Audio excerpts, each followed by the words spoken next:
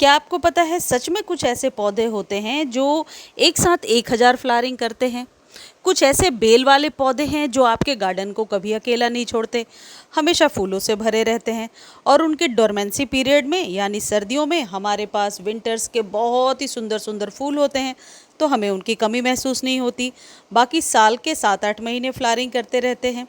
मैंने सोचा क्यों ना एक ऐसा वीडियो आपके साथ शेयर कर दूं ताकि जब आप अभी नर्सरी जाएं तो ये बेल वाले पौधे 8 से 12 इंच के कंटेनर में बहुत आसानी से लगा लें। वीडियो को ध्यान से देखिए, मैं बताने वाली हूं वो कौन से पौधे हैं जिन्हें आप बहुत आसानी से उगा सकते हो। गमले में बेल वाले पौधे हैं, एक ही प्लांट में कई सारे फ्लावर्स आएंगे, कई तो खुशबू वाले भी हैं। अच्छा, मैं ये दिखा रही हूँ कि पानी में यदि कुछ पौधे लगाना चाहते हैं, कोलियस ज़रूर लगाइए। Coleus, sweet potato wine, money plant, ये तो पानी में इतना बढ़िया चल रहा है हमारे यहाँ। कई सारे वीडियोस भी इस पर मैं शेयर कर चुकी हूँ, और यदि आप कमेंट सेक्शन में लिखेंगे तो अगेन एक वीडियो में शेयर कर दूँगी। देखिए, सबसे पहला पौधा है रंगून क्रीपर। रंगून क्रीपर यानी मधुमालती की 2 वैरायटी आती है। यदि आपके पास जगह है, देसी वाली वैरायटी लगाइए, बहुत ज़्यादा बढ़ेगा। और यदि जगह कम है तो आप इसकी हाइब्रिड वैरायटी लगा सकते हैं और देसी वाली भी गमले में लगा सकते हैं। वैसे मैं देसी वाली ही मैंने लगाया है, बहुत ही बढ़िया चल रहा है। रंगून क्रीपर से हल्की भीनी भीनी खुशबू आती है शाम के समय, और इसके फूल जैसे जैसे पुराने होते हैं पिंक कलर के होते जाते हैं, बहुत खूबसूरत लगते हैं। गुच्छों में फूल चाहिए तो ये पौधा ज़रूर लगाइए।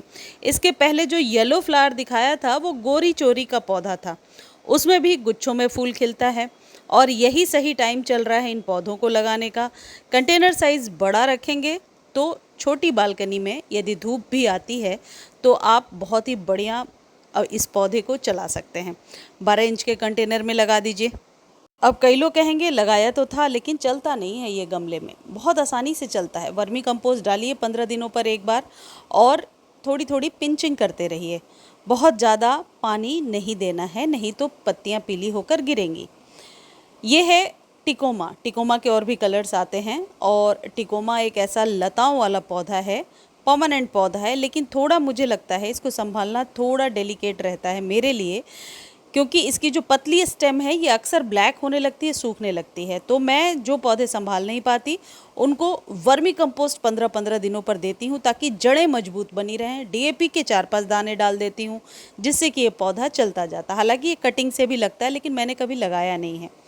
अपराजिता सबका फेवरेट पौधा है, इसलिए भी क्योंकि अपराजिता के फूल भगवान शंकर को भी अर्पित किए जाते हैं। अपराजिता ज़रूर लगाइए।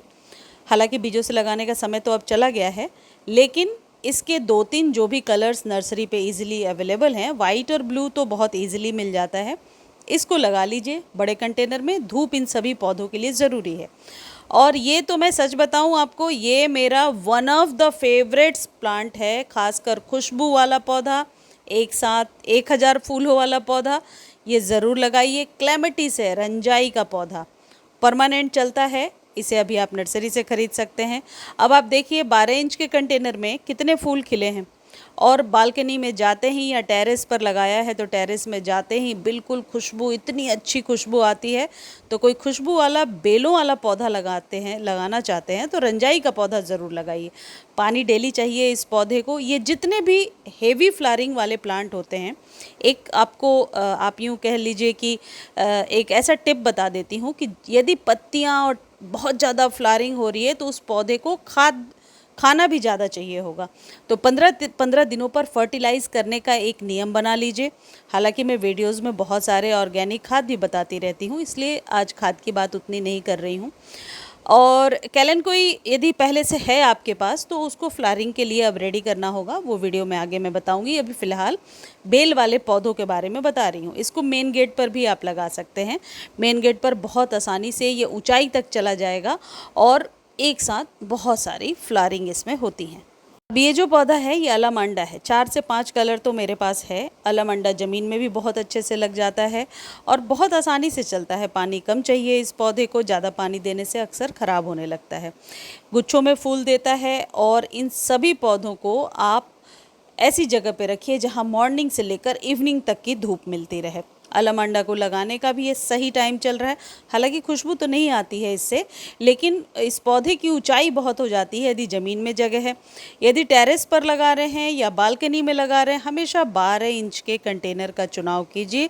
और इसके फूल किसी गुलाब से कम नहीं लगते, देखने में बहुत ही खूबसूरत लगते हैं। तो अलामांडा भी ले सकते हैं। और जितने भी ये पौधे मैं आपको बता रही हूँ, 50 से लेकर के 100 रुपये तक में अभी नर्सरी पर आपको बहुत आसानी से मिल जाएंगे। ये जो पौधा है ये अक्सर मैंने ज़मीन में ही लगा हुआ देखा है, और ये ऑरेंज फ्लेम वाइन के नाम से मिल जाएगा नर्सरी पर बहुत आसानी से। गमले में भी आसानी से लगा सकते हैं, लेकिन धूप का होना ज़रूरी है। ये सर्दियों में फ्लावरिंग करता है, लेकिन जगह के ऊपर डिपेंड करता है। हर एक पौधा वहाँ के क्लाइमेट के हिसाब से ही फ्लावरिंग करेगा। ऑरेंज फ्लेम वाइन का पौधा आप बहुत आसानी से लगा सकते हैं आने वाले टाइम में। और ये ज़मीन में यदि लगाते हैं, ज़मीन में कोई ऐसा पौधा लगाना चाहते हैं जो गेट के पास ऊपर तक टेरेस तक चला जाए, तो इस पौधे को ज़रूर लगाइए। ये जो हरश्रृंगार है या रात रानी, इनको लगाना बिल्कुल भी ना भूलें। रात रानी और हरश्रृंगार में फ्लावरिंग का टाइम शुरू हो गया है। हालांकि जहाँ ज़मीन में लगा हुआ है और जहाँ के क्लाइमेट में ठंडापन ज़्यादा है, वहाँ पर तो जुलाई अगस्त में ही बहुत ज़्यादा फ्लावरिंग होने लगती है।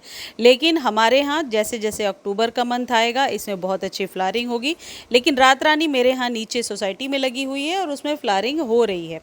ऐसे ही बेलों वाला गुलाब भी आप लगा सकते हैं। ये जो हरश्रृंगार है, इसके फूल रात को यानी सुबह 4 बजे ज़मीन में गिर जाते हैं, लेकिन उन्हीं फूलों को उठा करके भगवान को अर्पित किया जाता है। बहुत ही सुंदर खुशबू आती है और इसकी अपनी धार्मिक मान्यता भी बहुत ज़्यादा है। हरश्रृंगार को बहुत आसानी से आप गमले में लगा सकते हैं। कई बार मैंने लगाया भी है और बहुत ही बढ़िया चलता है।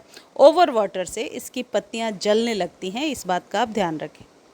ये एक चमेली का पौधा है। देखिए ये बहुत ही बढ़िया गमले में चल रहा है, लताओं का रूप ले लेता है, बेल की तरह ऊपर बढ़ता जाता है यदि थोड़ा सहारा दे देते हैं। इसमें खुशबू भी बहुत अच्छी है। गार्लिक वाइन भी आप लगा सकते हैं। मुझे उम्मीद है ये वीडियो आपको बहुत अच्छी लगी होगी। धन्यवाद।